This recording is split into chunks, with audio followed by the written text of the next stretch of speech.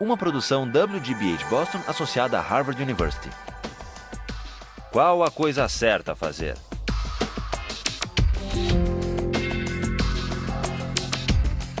Justice, com Michael Sandel.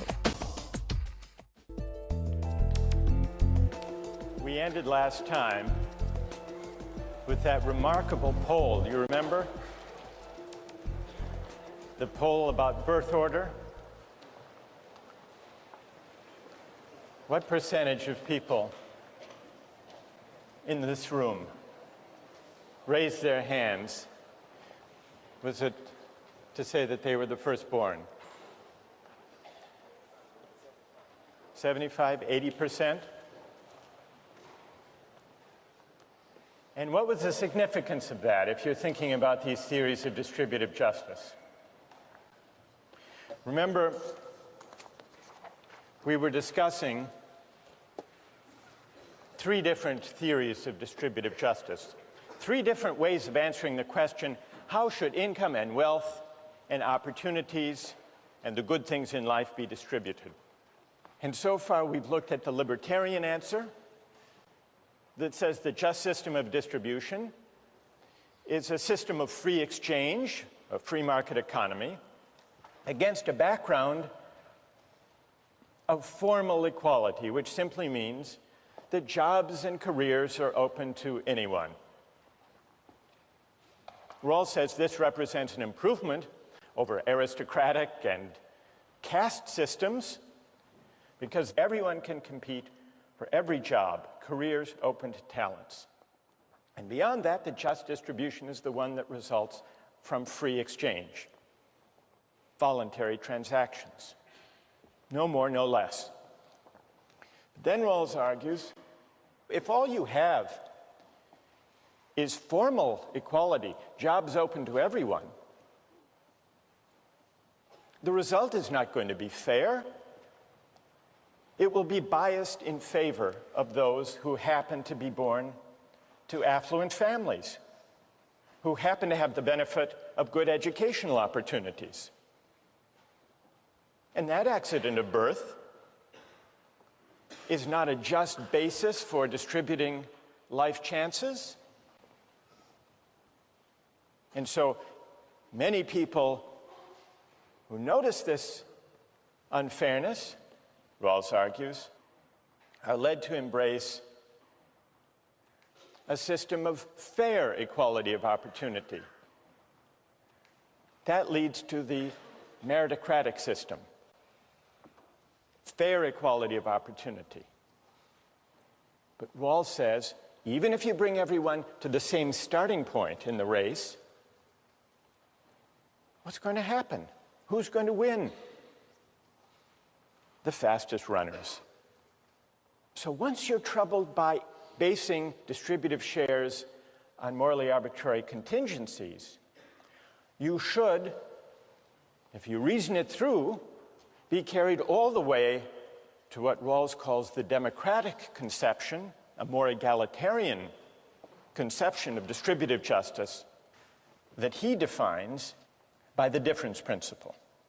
Now, he doesn't say that the only way to remedy or to compensate for differences in natural talents and abilities is to have a kind of leveling equality, a guaranteed equality of outcome. But he does say there's another way to deal with these contingencies. People may gain, may benefit from their good fortune, but only on terms that work to the advantage of the least well-off. And so we can test how this theory actually works by thinking about some pay differentials that arise in our society. What does the average school teacher make in the United States, do you suppose? Roughly. It's a little more, 42,000. What about David Letterman? How much do you think David Letterman makes? More than a school teacher? $31 million. David Letterman. Is that fair? That David Letterman makes that much more than a school teacher? Well, Rawls's answer would be, it depends whether the basic structure of society is designed in such a way that Letterman's $31 million is subject to taxation so that some of those earnings are taken to work for the advantage of the least well-off. One other example of a pay differential. A justice of the United States Supreme Court. What do they make? It's just under $200,000. Here's Sandra Day O'Connor, for example. There she is. But there's another judge who makes a lot more than Sandra Day O'Connor. Do you know who it is? Judge Judy. How did you know that? You watch? You know, but you've heard. You're right. Judge Judy, you know how much she makes? There she is. $25 million. Now, is that just? Is it fair? Well, the answer is it depends whether this is against a background system in line with the difference principle, where those who come out on top in terms of income and wealth are taxed in a way that benefits the least well-off members of society. Now, we're going to come back to these wage differentials, pay differentials, between a real judge and a TV judge, the one Marcus watches all the time. What I want to do now is return to these theories and to examine the objections to Rawls's more egalitarian theory, the difference principle. There are at least 3 objections to Rawls's difference principle. One of them came up last time in the discussion, and a number of you raised this worry. What about incentives? Isn't there the risk if taxes reach 70, 80, 90% marginal rate that Michael Jordan won't play basketball?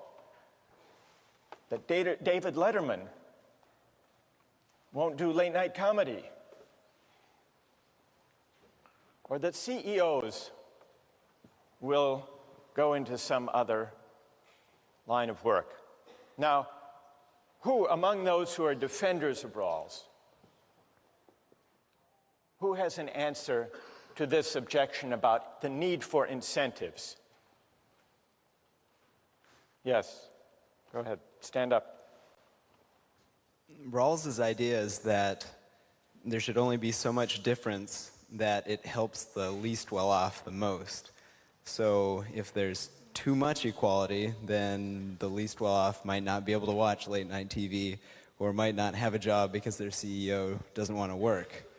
So you need to find the correct balance where taxation still leaves enough incentive for the least well-off to benefit from the talents. Good. And what's your name? Tim. Tim.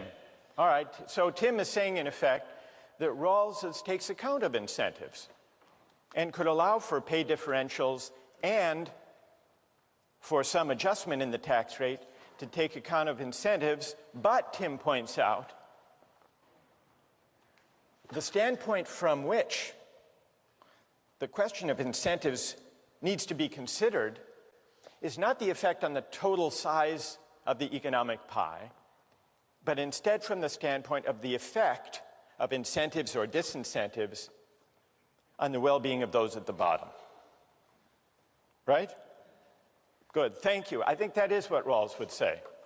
In fact, if you look in section 17, where he describes the difference principle, he allows for incentives. The naturally advantaged are not to gain merely because they are more gifted, but only to cover the costs of training and education and for using their endowments in ways that help the less fortunate as well. So you can have incentives. You can adjust the tax rate if taking too much from David Letterman or from Michael Jordan or from Bill Gates winds up actually hurting those at the bottom. That's the test. So incentives, that's not a decisive objection against Rawls's difference principle. But there are two weightier, more difficult objections. One of them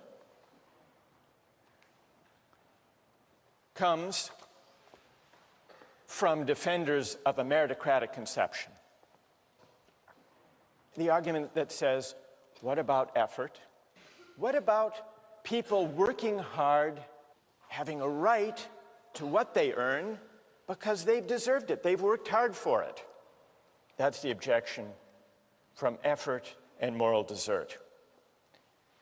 Then there's another objection that comes from libertarians, and this objection has to do with reasserting the idea of self-ownership. Doesn't the difference principle, by treating our natural talents and endowments as common assets, doesn't that violate the idea that we own ourselves? Now, let me deal first with the objection that comes from the libertarian direction. Milton Friedman writes in his book, Free to Choose, life is not fair. And it's tempting to believe that government can rectify what nature has spawned. But his answer is, the only way to try to rectify that is to have a leveling equality of outcome, everyone finishing the race at the same point, and that would be a disaster. This is an easy argument to answer, and Rawls addresses it in one of the most powerful passages, I think, of A Theory of Justice. It's in section 17. The natural distribution, and here he's talking about the natural distribution of talents and endowments, is neither just nor unjust. Nor is it unjust that persons are born into society at some particular position. These are simply natural facts. What is just and unjust is the way that institutions deal with these facts. That's his answer to libertarian laissez-faire economists like Milton Friedman, who say life is unfair, but get over it. Get over it, and let's see if we can at least maximize the benefits that flow from it. But the more powerful libertarian objection to Rawls is not libertarian from the libertarian economists like Milton Friedman.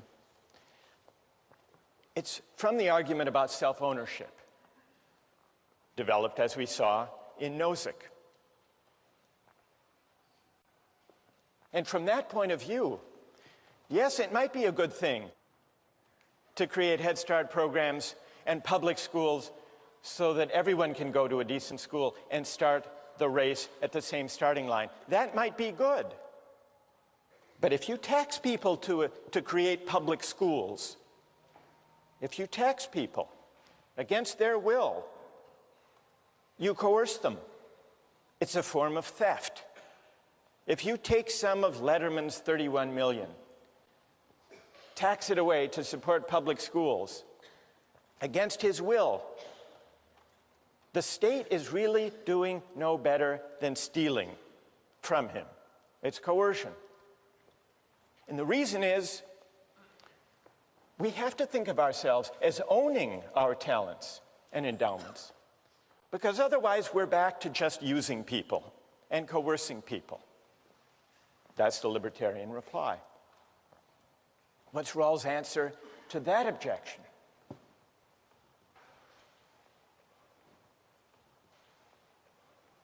He doesn't address the idea of self-ownership directly. But the effect, the moral weight of his argument for the difference principle is maybe we don't own ourselves in that thoroughgoing sense after all.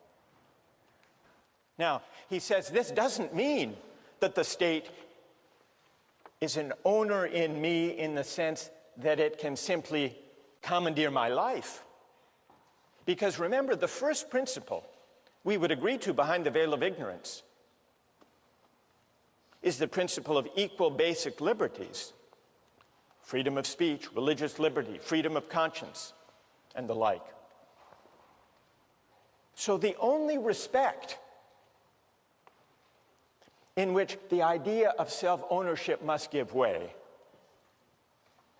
comes when we're thinking about whether I own myself in the sense that I have a privileged claim on the benefits that come from the exercise of my talents in a market economy. And Rawls says, on reflection, we don't. We can defend rights. We can respect the individual. We can uphold human dignity without embracing the idea of self-possession. That, in effect, is his reply to the libertarian. I want to turn now to his reply to the defender of a meritocratic conception, who invokes effort as the basis of moral desert. People who work hard to develop their talents deserve the benefits that come from the exercise of their talents. Well, we've already seen the beginning of Rawls's answer to that question, and it goes back to that poll we took about birth order. His first answer is, even the work ethic, even the willingness to strive conscientiously, depends on all sorts of family circumstances and social and cultural contingencies for which we can claim no credit. You can't claim credit for the fact that most of us, happen to be first in birth order, and that for some complex psychological and social reasons, that seems to be associated with striving, with achieving, with effort. That's one answer.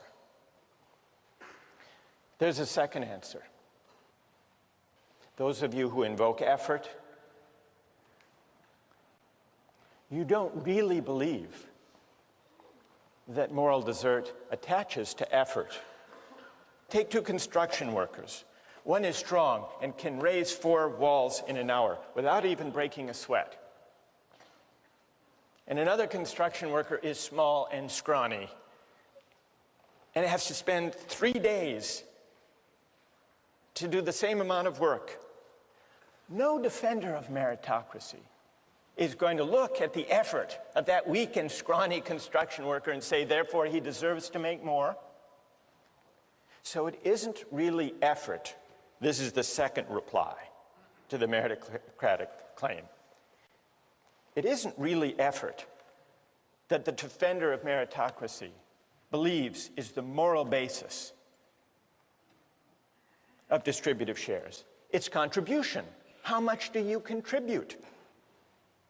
But contribution takes us straight back to our natural talents and abilities, not just effort. And it's not our doing how we came into the possession of those talents in the first place.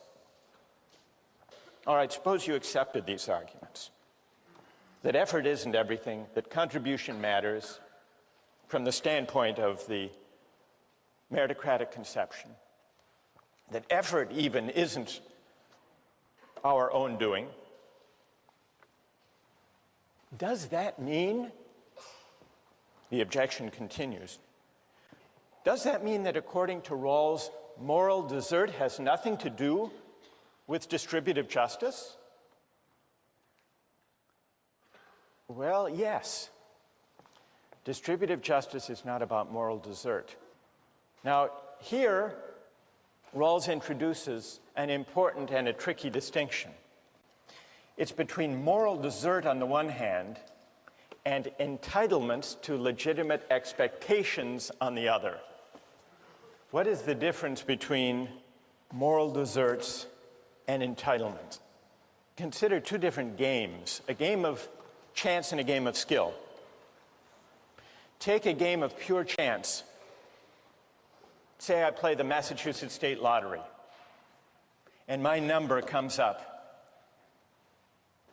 I'm entitled to my winnings. But even though I'm entitled to my winnings, there's no sense in which, because it's just a game of luck, no sense in which I morally deserve to win in the first place. That's an entitlement. Now contrast the lottery with a different kind of game, a game of skill. Now,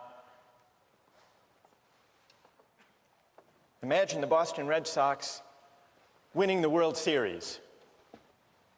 When they win, they're entitled to the trophy, but it can be always asked of a game of skill, did they deserve to win? It's always possible, in principle, to distinguish what someone's entitled to under the rules and whether they deserve to win in the first place.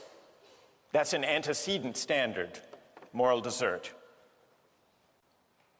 Now, Rawls says distributive justice is not a matter of moral desert, though it is a matter of entitlements to legitimate expectations. Here's where he explains it. A just scheme answers to what men are entitled to. It satisfies their legitimate expectations, is founded upon social institutions.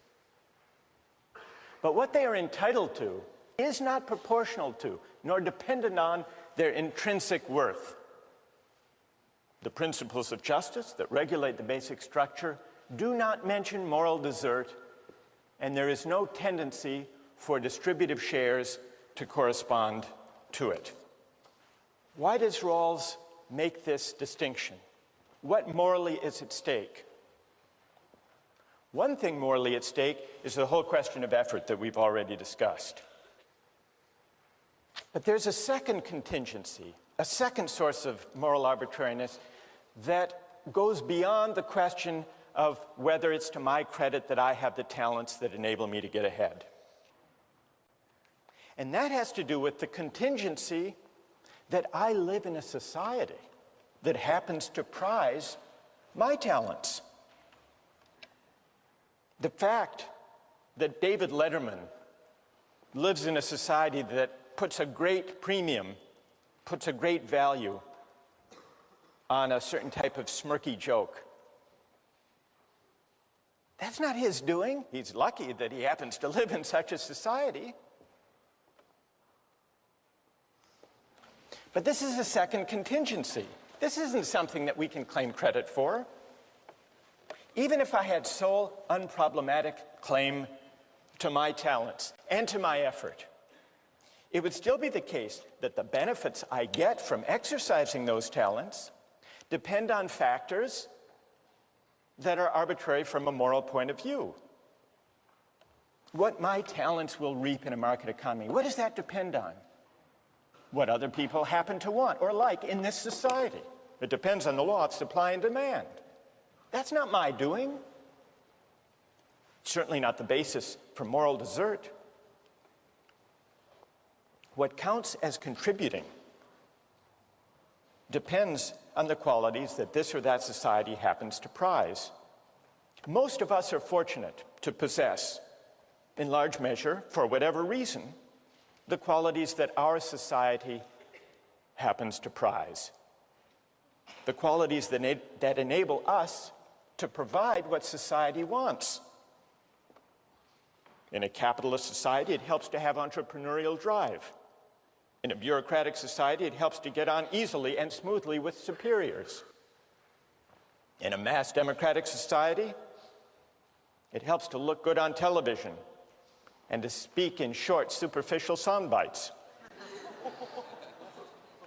In a litigious society, it helps to go to law school and to have the talents to do well on LSATs. But none of this is our doing. Suppose that we, with our talents, inhabited not our society, technologically advanced, highly litigious, but a hunting society or a warrior society. What would become of our talents then? They wouldn't get us very far. No doubt some of us would develop others. But would we be less worthy? Would we be less virtuous? Would we be less meritorious if we lived in that kind of society rather than in ours? Rawls's answer is no. We might make less money, and properly so. But while we would be entitled to less, we would be no less worthy, no less deserving than we are now. And here's the point: the same could be said of those in our society who happen to hold less prestigious positions, who happen to have fewer of the talents that our society happens to reward. So here's the moral import of the distinction between moral desert and entitlements to legitimate expectations.